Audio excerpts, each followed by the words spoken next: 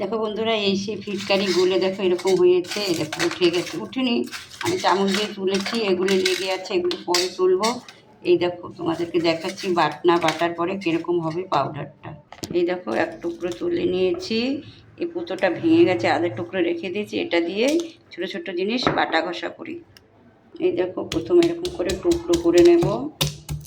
দেখো পুঁতো দিয়ে ভেঙে টুকরোগুলোকে এরকম করে চুড়ো করে নিয়েছি। তারপরে যেরকম করে বাটবো। দেখো এবার এই যে বাটনা করছি।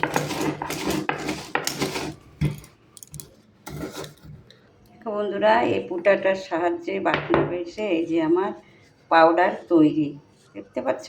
পাউডারটা তৈরি। ফিটকারি দিয়ে দাঁত মাজলে দাঁত মজবুত হয়, আর যে ঝানঝানাট করে ঠান্ডা জল খাওয়া যায় না, সেটা কোনো অসুবিধা নেই। যে এই কোটোটা এখন ভরে রাখবো।